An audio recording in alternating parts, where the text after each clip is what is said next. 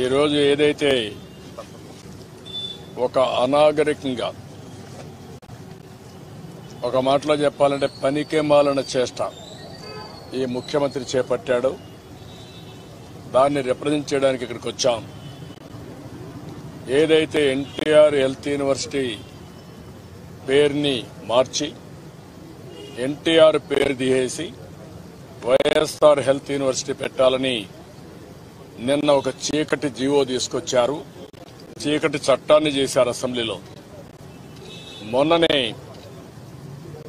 రాత్రికి రాత్రి టెలికాన్ఫరెన్స్ లో గాని సర్క్యులేషన్ లో గాని అందరికీ పంపించి పేరు మార్చేదానికోసం తెల్లవారితో ఒక చట్టాన్ని తీసుకొచ్చి అంత అడావడిగా పేరు మార్చాల్సి వచ్చింది.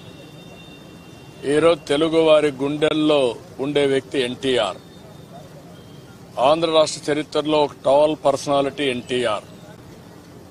ఆయన సినిమా రంగంలో గాని రాజకీయ రంగంలో గాని ఆయనకంటూ ఒక ప్రత్యేకమైన ముద్ర ఉంది. ఆయన చేసిన పని చరిత్ర ఎప్పుడూ మరిచిపోలేదు. ఆయన ఎప్పుడు కూడా ఒక క్రియేటర్. ఏది చేసినా ముందు తరాల గురించి ఆలోచించి ఎప్పటికప్పుడు నిర్ణయాలు తీసుకునే వ్యక్తి ఆయన.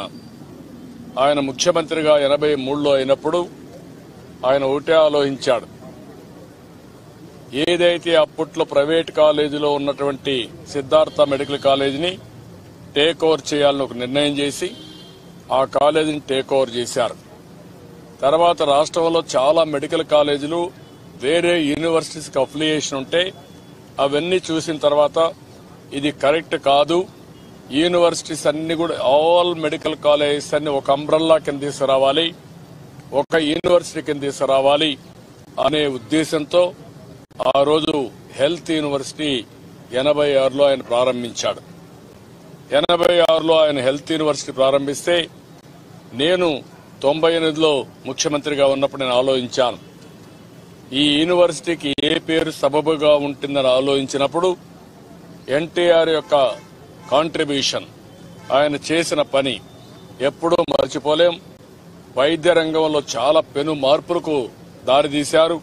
హైదరాబాద్ లో ఉండే నిమ్స్ ను కూడా ఒక స్వయం ప్రతిపత్తి కలిగిన ఇన్స్టిట్యూట్ గా తయారు చేసి అంతవరకైతే ఏమాత్రం గుర్తింపు లేని దాన్ని కాకర్ల సుబ్బారావు అనే అమెరికాని తీసుకొచ్చి అదే పనిగా డైరెక్టర్ గా చేసి దాన్ని ప్రక్షాళన చేశారు. అవన్నీ గుర్తుపెట్టుకున్న తర్వాత ఈ యూనివర్సిటీకి ఎన్టీఆర్ హెల్త్ యూనివర్సిటీ పెడితే బాగుంటుందని డాక్టర్ ఎన్టీఆర్ హెల్త్ యూనివర్సిటీగా నామకరణం చేశాం. 24 సంవత్సరాల్లో మీరు ఒకసారి చూస్తే ఈ యూనివర్సిటీలో ఒక్కొక్క సంవత్సరం వందల మంది వేల మంది మెడికల్ స్టూడెంట్స్ అంతా పాస్ అయ్యి ప్రపంచానికంతా వెళ్లారు, సేవలు అందిస్తున్నారు. నేను ముఖ్యమంత్రిగా ఉన్నప్పుడు నేను ఒకటే ఆలోచించాను, అప్పుడు చాలా తక్కువ కాలేజీలు ఆంధ్రప్రదేశ్కు ఉన్నాయి. సమైక్య ఆంధ్రప్రదేశ్లో కాలేజీలు లేవు. ప్రతి ఒక్క జిల్లాకు ఒక మెడికల్ కాలేజ్ ఇవ్వాలనే సంకల్పంతో ఆ రోజు Ketan Desai medical council of India director గా ఉంటే ఆయన్ని సమన్వయం చేసుకుంటూ మొత్తం తీసుకొచ్చాం. మొత్తం తెలుగుదేశం పార్టీ హయాంలో ఈ రోజు ఆంధ్రప్రదేశ్ లో మాత్రం తెలంగాణ కాకుండా 32 కాలేజీలు ఉన్నాయి. 32 కాలేజీలు పనిచేస్తున్నాయి. 32 కాలేజీలు పనిచేస్తా ఉంటే 18 కాలేజీలు తెలుగుదేశం పార్టీ హయాంలో వచ్చాయి, 13 ప్రైవేట్ కాలేజీలు వచ్చాయి, 5 గవర్నమెంట్ కాలేజీలు వచ్చాయి. అదే మరిగా సిమ్స్ గాని ఇలాంటి హాస్పిటల్స్ వచ్చాయి. ఎనలేని సర్వీసులు అందించింది తెలుగుదేశం ప్రభుత్వం. అలాంటిది నిన్న చూస్తే అన్ని అబద్దాలే. అసెంబ్లీ సాక్షిగా అబద్దాలు చెప్పే ముఖ్యమంత్రి నా జీవితంలో ఎప్పుడు చూడలేదు. ఇప్పటికి నేను 8వ అసెంబ్లీలో ఉన్నా. నాకంటే సీనియర్గా ఎవరున్నారో నాకు తెలియదు. ఇన్నిసార్లు నేను అసెంబ్లీలో చూసినప్పుడు ఏ ముఖ్యమంత్రి అయినా మంత్రి అయినా అసెంబ్లీకి వస్తున్నారంటే భయపడి వస్తారు. ప్రాపర్ తరో ప్రిపరేషన్ చేస్తారు. సమాధానం చెప్పేటప్పుడు బాధ్యతగా చెప్తారు. అసెంబ్లీలో చెప్పేదా 4 గోడల మధ్య ఉండే వ్యక్తులకే కాదు, రాష్ట్ర ప్రజానీకానికి ప్రజాస్వామ్యంలో ఒక జవాబుదారీతనంగా ఉన్నామని ప్రతి ఒక్క ఓటర్కి కమ్యూనికేట్ చేయాల్సిన బాధ్యత ఉంది.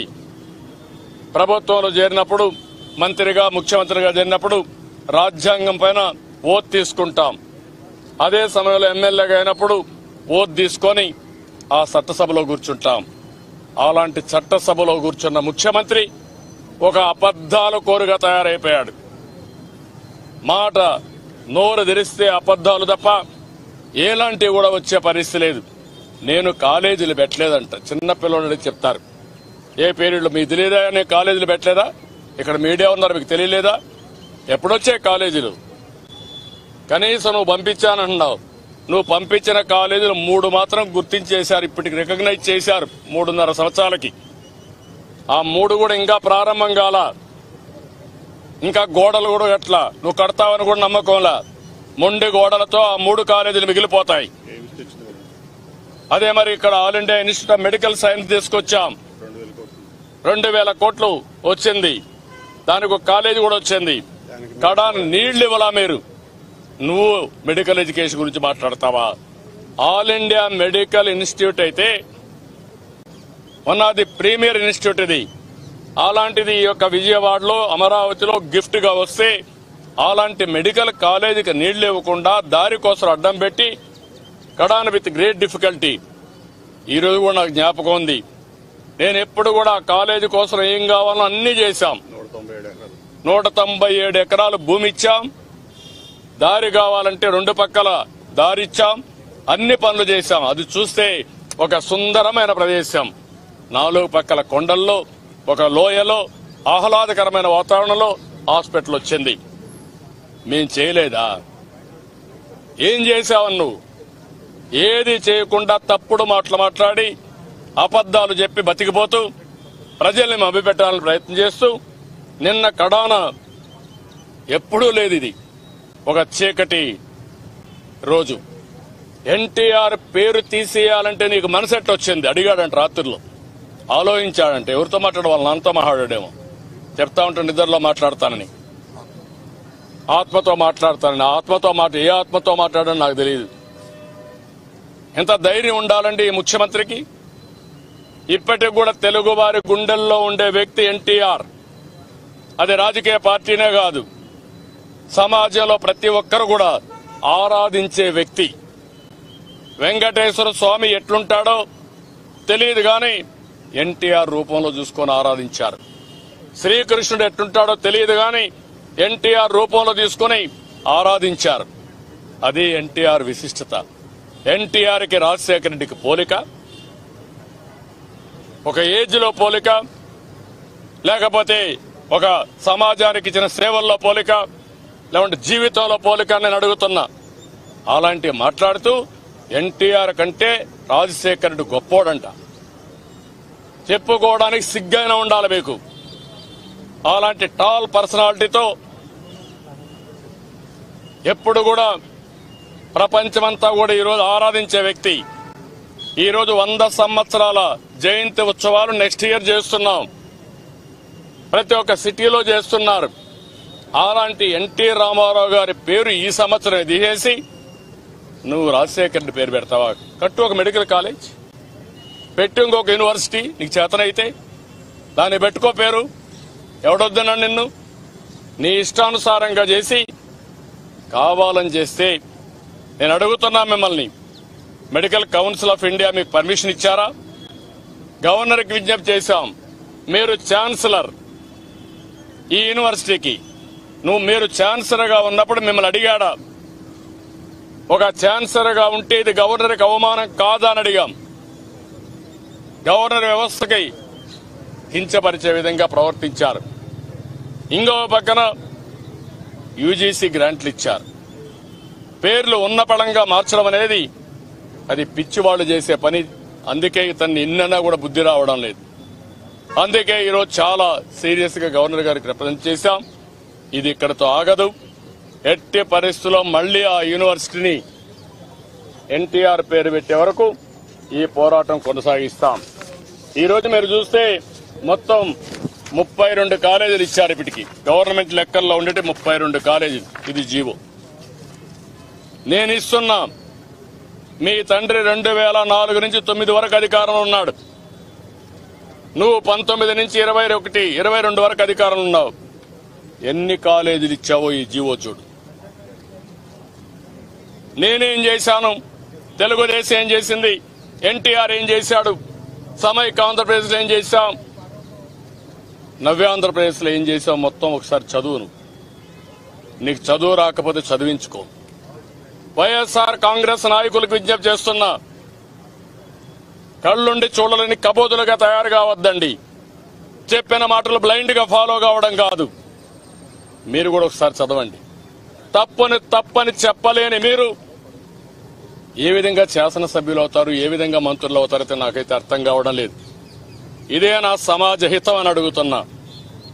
నేను ఈ పేర్లు ఇచ్చిన తర్వాత నువ్వేం చేశావో దానికి సమాధానం చెప్పండి. మీరు మీ గవర్నమెంట్ ఏం చేసినా సమాధానం చెప్పండి. వైద్య వ్యవస్థని, హాస్పిటల్స్ ని పూర్తిగా భ్రష్టు పట్టించారు. ఆ రోజు 24 ఇనిషియేటివ్స్ తీసుకుని ప్రైవేట్ పబ్లిక్ పార్ట్నర్షిప్ తో తల్లి బిడ్డ ఎక్స్ప్రెస్ దగ్గర నుంచి ఏదైతే కడాన ఎవరన్నా చనిపోతే మహాప్రస్థానం వరకు ఒక పటిష్టమైన అరేంజ్మెంట్ చేశాం. ఈరోజు కుప్పం హాస్పిటల్లో నిన్న కూడా పేపర్లో వస్తే హాస్పిటల్లో తిండి పెట్టడం లేదు పేషెంట్లకి, హాస్పిటల్స్ లో మందులు లేవు. ఇది మీరు ఈరోజు వైద్య రంగంలో చేసిన సేవలు. మెడ్టెక్ పార్క్ తీసుకొస్తే దాన్ని భ్రష్టు పట్టించారు. ప్రపంచానికే భారతదేశానికే మెడికల్ ఎక్విప్మెంట్ తయారు చేసే ఒక కేంద్రం, ఒక స్పెషల్ ఎకనామిక్ జోన్ తయారు చేస్తే దాన్ని భ్రష్టు పట్టించారు. ఇలాంటి చాలా ఉన్నాయి. అందుకే నేను చాలా తీవ్రంగా దీన్ని ఖండిస్తున్నాం. సాక్ష్యాలతో సహా ఇచ్చాం. అవన్నీ చూసుకోవచ్చు, ఎవరైనా చూసుకోవచ్చు. కాలేజీ వారిగా ఇచ్చాం. ఎవరి పీరియడ్ లో ప్రారంభమైనాయి, ఎవరెవరు ఏం చేశారో ఈ వాస్తవాలని తెలుసుకుని ప్రజలు కూడా గుర్తుపెట్టుకోవాల్సింది, ఈ ముఖ్యమంత్రి నోరు తెరిస్తే కడాన చట్టసభల్లో కూడా అబద్దాలు చెప్పే పరిస్థితికి వచ్చాడు. ఇంకేమనాలి నాకైతే అర్థం కావడం లేదు. ఇలాంటి వ్యక్తులు ముఖ్యమంత్రిగా ఉండడానికే కాదు, రాజకీయాల్లో ఉండడానికి కూడా అర్హత లేదు. అలాంటి దౌర్భాగ్యమైన పరిస్థితి. అదే మరి ఇంకొక పక్కన చూస్తే రాజకీయాలనేవి కొన్ని సాంప్రదాయాలు ఉంటాయి, వ్యక్తిగత వైమస్యాలు ఉండవు.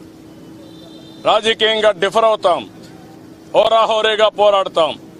చెన్నారెడ్డితో నేను హోరాహోరీగా పోరాడాను. 89లో ఆయన ముఖ్యమంత్రిగా ఉంటే బల్లగుద్ది చెప్పాను ఏదో ఒక విషయం వస్తే. ఆయన కూడా గట్టిగా మాట్లాడితే నేను ఇంకా గట్టిగా మాట్లాడాను. అవన్నీ కూడా వ్యక్తిగతంగా కాదు, ప్రజా సమస్యలపైన పోరాడడం.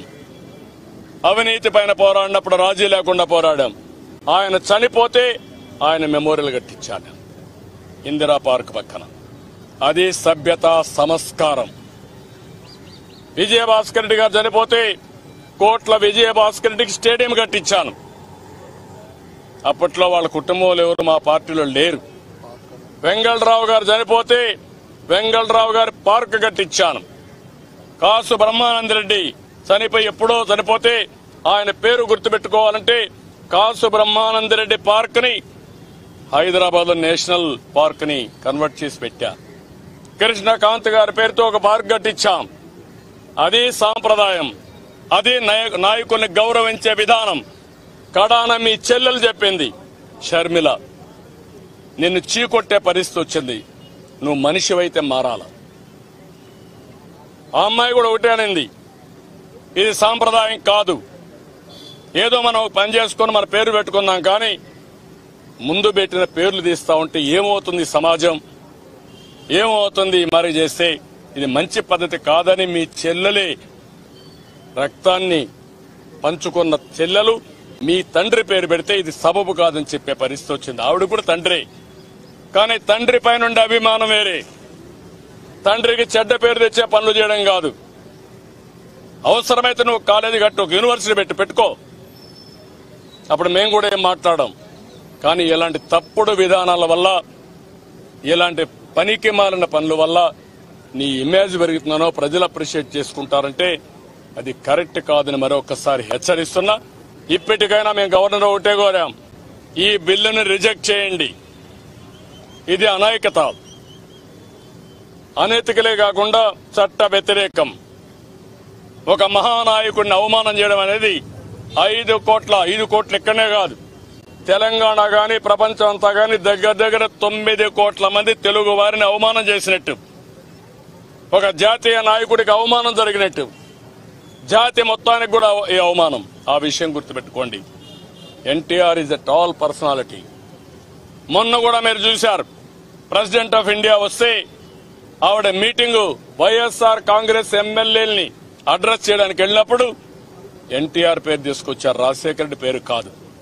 అది ఎన్టీ రామారావు గారికి ఉండే క్రెడిబిలిటీ, విశ్వసనీయత, ఆయనకుండే పేరుది.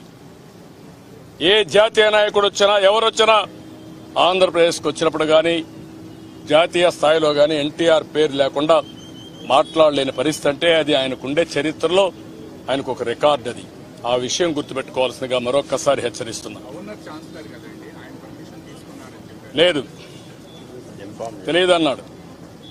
మేము అడిగాం, యు ఆర్ ది ఛాన్సలర్, మీకు తెలిసి జరిగిందని అడిగాం. లేదన్నారు. పాస్ చేశారని మమ్మల్ని అడిగాడు ఆయన. ఆశ్చర్యపోయాడు. పాస్ చేశారండి నిన్న చెప్పాం. ఎగ్జామిన్ చేస్తామన్నారు.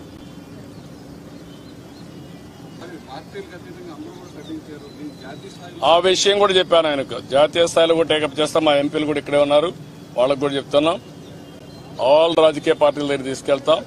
మెడికల్ కౌన్సిల్ గానీ, అదే మాదిరిగా యూజీసీ గానీ, గవర్నమెంట్ ఆఫ్ ఇండియా గానీ అందరికి చెప్తాం. లీగల్ గా కూడా ఏమిటి ఈ ఇంప్లికేషన్ కూడా స్టడీ చేస్తే ఇది కరెక్ట్ కాదు.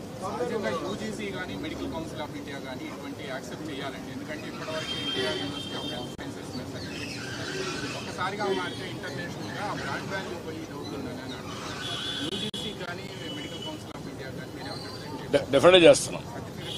అంటే సర్టిఫికేట్స్ పైనే కాకుండా ఒకసారి ఇన్ని సంవత్సరాలుగా ఎన్టీఆర్ హెల్త్ యూనివర్సిటీ కింద ఉండి all of A sudden YSR అనేది కొత్త యూనివర్సిటీగా తీసుకుంటే ఇన్ని సంవత్సరాలు ఎస్టాబ్లిష్ చేసిన బ్రాండ్, క్రెడిబిలిటీ.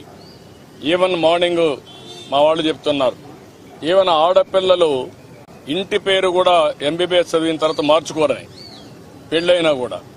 దానికి కారణం ఆ యూనివర్సిటీలో ఉండే ఇది అవుతుందనే ఉద్దేశంతో అంత శాంక్టిటీ ఉంది, అంత పవిత్రత ఉంది. ఈయనకి పవిత్రత తెలియదు, ఏమీ అర్థం కాదు కాబట్టి ఎన్ని చేస్తా ఉంటాడు. తెలుగు ప్రజల అందరి గుండెల్లో ఉన్నారు. ఒక్క రోజులో ఇటువంటి ఇది చేయడానికి మీరు దీన్ని ఎలా పోరాటానికి మేము జీర్ణించుకోలేకపోతున్నాం. ఫస్ట్ ఆఫ్ ఆల్ నేనే కాదు, తెలుగువాడు అనేవాడు ప్రపంచంలో ఎక్కడా జీర్ణించుకోలేడు. భారతీయుడు అనేవాడు ఎక్కడ ప్రపంచంలో ఉన్నా ఇలాంటి కండెమ్ చేసి తీరుతారు. ఆ పరిస్థితి ఉంది. ఇది చాలా బ్లండర్. అతను చేసింది చాలా దారుణం, నీచాతి నీచంగా. మామూలుగా ఏ మాటలో చెప్పాలని నాకైతే అర్థం కాదు. ఎన్టీఆర్ ని, ఆయన వ్యక్తిత్వాన్ని తెలిసిన ఏ వ్యక్తి కూడా దీన్ని సమర్థించే పరిస్థితిలో ఉండరు.